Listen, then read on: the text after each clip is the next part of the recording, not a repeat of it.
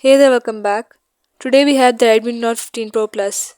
And in this video, I'll guide you through how to fix Wi-Fi not working on your device. Follow all the steps carefully to restore stable internet connection. If you find this video helpful, don't forget to like, subscribe, and enable notifications. Now let's begin.